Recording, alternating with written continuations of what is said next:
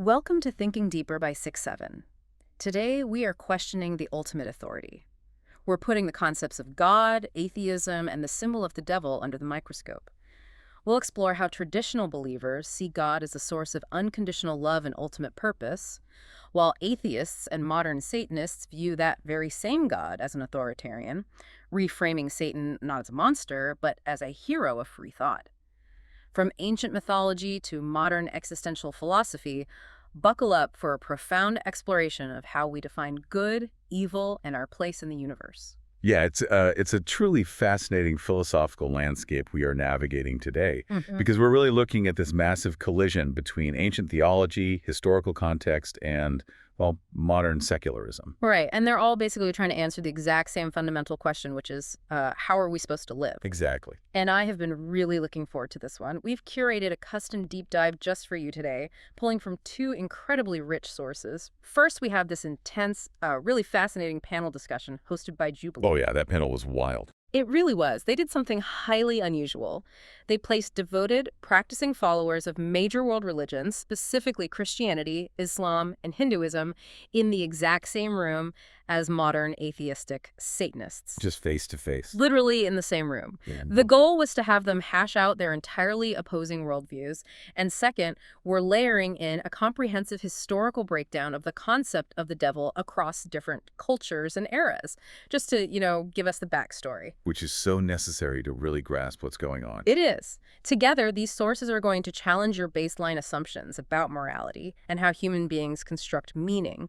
And really quickly, before we jump into the deep end, if you like my channel, please subscribe and press the like button. Because that Jubilee panel, it serves as a perfect microcosm for a much larger societal debate. Yeah. We aren't just talking about abstract deities sitting on clouds here. Right, no, not at all. We are dissecting the foundational frameworks that billions of people use to make daily decisions, structure their communities, and, frankly, understand their own suffering. Yeah, and to understand the atheist and Satanist rebellion against God, we really have to start by looking at the traditional setup of divine justice, right? Like the thing that sparked their pushback in the first place. The catalyst for the whole thing, yeah. So the starting line for this entire debate is the concept of a divine courtroom.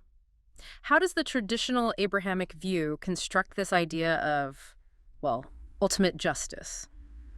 Right. So in the traditional Abrahamic framework, which is heavily represented by the Christian and Muslim panelists in our sources, God is positioned primarily as the supreme creator.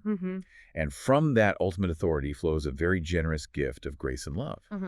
But, and this is the key part, the necessary counterpart to that grace is perfect justice. Because a perfect judge can't just, ignore wrongdoing. Exactly. A perfect judge has to judge.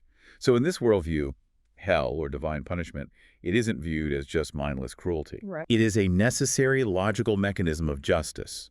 It's a place or a state of being for those who commit terrible deeds, or for those who actively use their free will to reject the generous grace offered by their creator. And we see this mechanism articulated so clearly by the Christian canalist. He explains his core theological belief, right? Which is that humanity inherently falls short of a perfect standard and therefore incurs a penalty. Yeah, a cosmic debt, essentially. Right, but Jesus took on the penalty that humans rightfully deserve for their sins. So for this believer, because he receives that gift of grace as a payment for his own wrongdoings, the system isn't just fair, it's profoundly merciful. It's the ultimate mercy. Yeah, accepting that sacrifice is the ultimate required path to salvation. He sees a God of ultimate love stepping in to satisfy the demands of ultimate justice. And man, the visceral pushback from the secular and Satanist side of the panel is immediate. Oh, it's instant. They look at that exact same theological framework and extract a completely different moral conclusion. Totally. To the atheist mind, the idea that a supreme deity would send a human consciousness to an eternal lake of fire or eternal separation simply for the crime of non-belief. Whoa. They find it morally abhorrent. Yeah, they argue from a mechanical standpoint, if an all-knowing deity truly knows exactly what piece of evidence it would take to convince every single person on the planet of its existence. Right, because he's all-knowing. Exactly, but deliberately chooses to withhold that evidence and then eternally punishes humans for failing to believe. Well, that cannot be defined as generous. No, to the secular panelists, it looks cruel, it looks inhumane, and inherently unworthy of worship. I actually want to try an analogy here to really highlight why the atheists in the room find this traditional setup so frustrating. Go for it. Imagine a billionaire comes up to you and says, I bought you a massive, beautiful mansion. It's an unconditional gift because I love you. But if you decline my gift, I'm going to lock you in a furnace forever. Wow. Right. Is that initial offer actually generous? Or is it coercion? From the skeptic's point of view, a conditional gift backed by an infinite threat isn't love. It operates more like a hostage situation. That analogy cuts straight to the underlying clash over moral authority, because the believer assumes God's authority is absolute and his nature is inherently good. So whatever he does is good by definition. Exactly, meaning the rules of the universe are justified by definition, even if we as humans don't fully understand them. The non-believer, however, applies human ethical standards like fairness, proportionality, consent to God, and finds the deity lacking. Right. If the believer's ultimate sacrifice seems like coercion to the skeptic, the entire moral authority of God collapses for them. It just falls apart. And this disconnect, it leads to one of the most provocative, tense moments in the entire panel discussion. Oh, I know exactly which part you're talking about. Yeah. The Christian pastor is speaking passionately about the incredibly high price God paid by sacrificing his only son. And one of the Satanists completely dismisses the magnitude of that act. That moment actually made me gasp a little when I watched it. The Satanist says, essentially, a high price. He gave up a weekend. Yeah. I mean, it sounds incredibly abrasive to a believer, but it perfectly encapsulates the secular logical critique. How so? Well, the mechanical logic goes like this. If Jesus is God, and God is immortal, omniscient, and all-powerful, then die on a cross for 3 days before resurrecting and returning to ultimate cosmic power, it isn't a permanent sacrifice. It's a temporary inconvenience. Right. The Satanist panelist argues he was God before, he was God during, and he's God now. So you have two groups looking at the exact same historical or theological event, the crucifixion, and walking away with utterly incompatible interpretations. One sees the ultimate terror-inducing act of cosmic love, and the other sees a theatrical loophole that doesn't actually cost the deity anything. Exactly. So when you dethrone the king, you usually elevate his greatest enemy, right? Because the secular mind completely rejects this traditional God as a moral authority. They don't just quietly walk away from the religion. No, they lean in. They completely invert the concept of God's ultimate adversary. The devil gets this massive philosophical rebrand. But wait, pause for a second. I need to make sure I'm wrapping my head around this. Okay. If they're atheists, they don't actually believe Satan exists. So why use the name at all? Why not just call themselves secular humanists? Why wear the horns, use the pentagrams, and intentionally invite all that controversy? It is a deliberate, highly effective strategy of theatrical defiance. To understand this, our sources draw a hard line between two very different concepts. Okay, what are they? There is theistic Satanism, which is what Hollywood usually portrays, right? People worshiping a literal supernatural entity, sometimes tied to ancient occult practices. Right, like the horror movie stuff. Yeah. But the individuals on this panel are atheistic Satanists, affiliated with groups like the Satanic Temple or following Levian principles. For them, there is no horned beast living under the crust of the earth. Satan is purely a literary and historical symbol. Oh, okay. So it's symbolic. Entirely. By adopting the name of the ultimate rebel, they are using the church's own ultimate boogeyman to demand religious pluralism and secular rights. That is fascinating. Yeah, he is the metaphor for human nature, justice, and free thought, standing up against what they view as restrictive, authoritarian religious dogma. So if they don't believe in the devil, it completely changes how they read the texts. It means when they look at the Bible, specifically the book of Genesis and the Garden of Eden, they aren't seeing a tragedy about the fall of man. They're seeing a prison break. That is a great way to put it. Because the Christian perspective on the panel views Eden as a perfect environment of peace. God wanted his children to flourish in an unashamed, loving, and protected relationship with him. Right, but the Satanist panelist offers a counterinterpretation rooted deeply in early Gnostic philosophy. Gnosticism, okay. Yeah, in ancient Gnosticism, there was a belief in a demiurge, a flawed, sometimes malicious creator who built the physical universe as a sort of flawed trap for human souls. The Satanist on the panel echoes this mechanical view perfectly. So they don't see God as the good guy in that story. Not at all. They look at the creator of the Eden story not as a loving father protecting his children, but as a jealous warden who made humans to be naked, ignorant playthings. Naked and stupid was the exact phrase the panelists used, actually. Yeah. In this framework, God's command not to eat from the tree of knowledge of good and evil isn't about protecting humans from sin. It's an authoritarian measure to keep them subservient. To make sure they don't get smart enough to challenge him. Exactly. It's to ensure they don't gain the wisdom to challenge his authority. Therefore, when the serpent enters the garden and offers the fruit of knowledge, he isn't the villain introducing corruption. The serpent is Prometheus bringing fire to humanity. Yes. He is the first advocate for human rights, offering enlightenment and liberating humanity from forced ignorance. Wow, it's a complete inversion of the protagonist and antagonist. And our sources point out this isn't just an edgy modern internet take, you know. This interpretation ties deeply into heavy secular existential philosophy, specifically looking at Friedrich Nietzsche. Oh, absolutely. Nietzsche is famous for declaring God is dead. But that wasn't like a triumphant cheer. Right, it was a warning almost. Yeah, it was an observation of a terrifying new reality. Nietzsche saw that the Enlightenment and the scientific revolution had made the idea of a literal, intervening God unbelievable for the modern mind. The mechanism of objective morality had collapsed. Exactly. Without God, the scaffolding of Western morality was gone.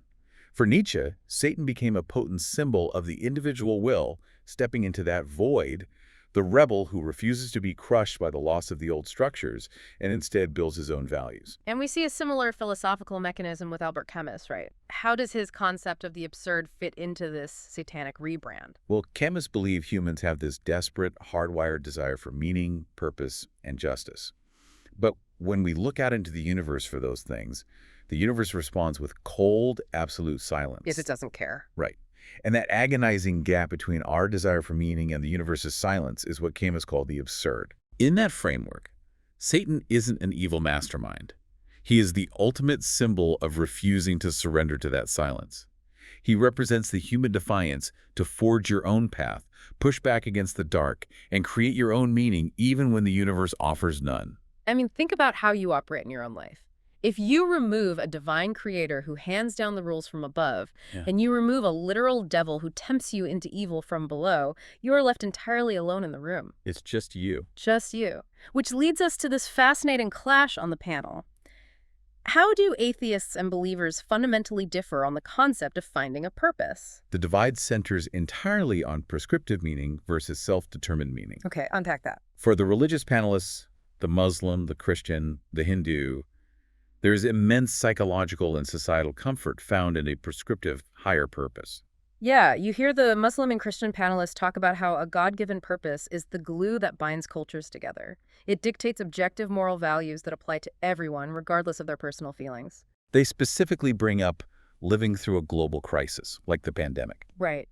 When the world feels incredibly chaotic, knowing that there is a higher purpose, a divine plan that sees the bigger picture, it provides a profound anchor. It really does. It stops existential panic. And it gives you a reason to sacrifice for your neighbor that goes way beyond just, evolutionary survival. But the atheist and Satanist panelists, they bristle at that exact phrase. To them, higher purpose is a loaded, oppressive concept. Because it implies someone else is pulling the strings. Exactly. When they hear higher purpose, the mechanism they perceive is a cosmic dictator chose you to fulfill this one specific role, and you have no autonomy in the matter. It feels like a total surrender of free will. Right. So they advocate for a self-determined purpose. They argue that taking care of oneself and defining one's own goals is the foundation of a healthy, balanced life. You don't need a cosmic mandate looking over your shoulder to be a good person. Yeah, you can help your community simply because it's the right thing to do, or because it builds a better society for you to live in a kind of enlightened self-interest. Okay, let me play devil's advocate here against the secular view just for a second. Go ahead. If morality is completely subjective and everyone is just the hero of their own novel, which, by the way, one of the Satanists actually embraces as an accurate description of human psychology. We do, yeah. Doesn't discarding a shared, objective God just invite societal chaos? I mean, the panelist brings up a great, grounded, real-world example. The guy hoarding all the toilet paper at the grocery store during the pandemic. Oh, man, a perfect stress test for subjective morality. Right, because that guy thinks he's doing the right thing. He genuinely believes he is protecting his family. He is the hero of his own story. But his self-determined subjective morality means 10 other families go without supplies. Exactly. If we don't have an objective, God-given standard acting as a guardrail saying, hoarding and greed are definitively wrong, doesn't a purely self-determined purpose just lead to a society of selfish individuals endlessly justifying their own bad behavior? It's a huge question. And that is the eternal vulnerability of secular morality. Yeah. Without an external referee who calls the fouls. Right. But the secular response is that relying on an external deity doesn't actually solve the problem of bad behavior. It just shifts the blame. How so? Well, to understand how radical the secular shift is, our historical sources detail the Islamic concept of Iblis, or shaitan. Walk us through how Iblis operates compared to the Western idea of the devil. In classical Islamic theology, God's sovereignty is so absolute that evil cannot exist as a rival independent power. Iblis is not locked in a cosmic arm-wrestling match with God. So he's not an equal opposite. No, not at all. Iblis operates strictly as a whisperer. The mechanism of his influence is suggestion. He tempts, he distracts, he stirs up impure thoughts. But the ultimate responsibility always lies with the human being who chooses to listen to the whisper. God is supreme, and Iblis is merely a tester of faith. So even in that deeply religious framework, the human is still the one making the final choice. Exactly. The secular worldview takes that concept and removes the whisperer entirely. They shift the burden of evil completely away from cosmic forces. There's no one whispering. Right. There is no independent devil making you do things, and there is no whispering Iblis testing you. There is only human psychology and human choices. To the secular mind, we are entirely responsible for the toilet paper hoarding, the wars, and the greed, and we are entirely responsible for fixing it. We can't say the devil made me do it. No, and we can't wait for a divine savior to sort it out either. Wow. That is an incredibly heavy burden to carry. And this philosophical clash over whether morality requires a god isn't just a theoretical debate for a late-night college dorm room. No, it has real-world consequences. Yeah, it has played out over centuries in the real-world legacy of religious institutions. When we look at history, does religion harm or does it heal?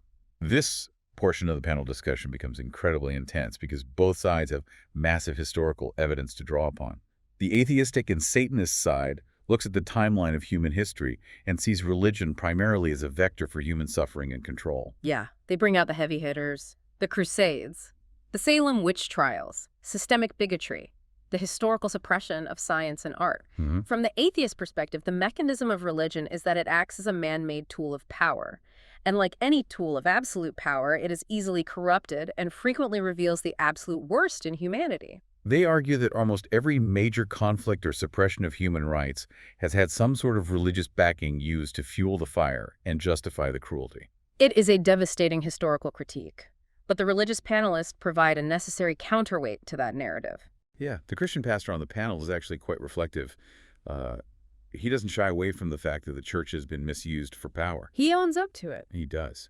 But he points to the undeniable historical reality that people of faith, driven directly by their religious convictions, have been massive engines of human flourishing. Right. He talks about the creation of the modern hospital system, the founding of massive charitable organizations, and advancements in early university education. And on a micro level, the Hindu and Muslim panelists share how religion provides profound peace of mind. Yeah, in a person's darkest, most terrifying and isolating moments, feeling a personal relationship with the divine is a healing force that secularism genuinely struggles to replicate. It becomes a complex cost-benefit analysis of faith.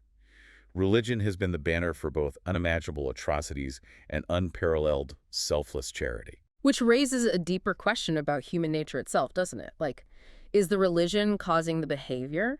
Or is religion simply the vocabulary that human beings use to express their innate biological desires to either conquer their neighbors or care for them? That is the million-dollar question. But amazingly, amidst all this heavy debate about holy wars, the nature of hell, and the suppression of science, there's a striking moment of unity in the sources. The tension really breaks when they start talking about art and aesthetics. It's so funny how that works. The aesthetics of belief bridge the gap. Yeah. Even the Satanists, who are so fiercely critical of the church's moral legacy, readily concede that Christian art, the architecture of grand cathedrals, the emotional weight of choral music, it's undeniably beautiful. One of the Satanists mentions they absolutely love classical paintings of St. Sebastian. They might view the underlying theology as oppressive, but they deeply respect the artistic output it inspired. And that aesthetic agreement points to a much deeper psychological truth about our species. One of the Satanist panelists openly admits, I do believe that people do need rituals. I myself have rituals. Wow. Right. Even when you strip away the supernatural, even when you declare with Nietzsche that God is dead and the devil is just a metaphor for political rebellion, the human animal still craves structure. We crave community gatherings, we crave beauty, and we crave rituals that mark the passage of time and give shape to the meaning of our lives. So whether someone bows to a supreme creator, views the universe as an absurd, silent accident, or wears the symbol of Satan to advocate for equal rights and bodily autonomy, everyone in these sources is ultimately wrestling with the exact same goal. They are all just trying to figure out how to be a good person in a wildly complex world. They're just using very different dictionaries to define the word good. The symbols and the deities change, but the core human struggle for meaning remains constant, which leaves us with a truly fascinating philosophical puzzle to mull over that wasn't directly addressed by the panel. Oh, I'd love to hear it. If human nature inherently craves ritual, community, and structure, as even the Satanists admitted, and these secular groups are now forming their own congregations, writing their own tenets, and holding their own structured gatherings, do they eventually just become a new religion themselves? Oh, wow. Yeah, if modern atheistic Satanists use the imagery of the devil primarily to enforce empathy, compassion, and bodily autonomy, while traditional religions preach ultimate love but carry a history of holy wars and power struggles 1,000 years from now, which group will historians say actually practiced what the other preached? What a thought to end on. The rebels becoming the new institution. Thank you so much for joining us and taking this deep dive. We started by putting the concepts of God and the devil under the microscope, and I think we found that the lens was really just pointing back at human nature the whole time. Take care and keep thinking deeper.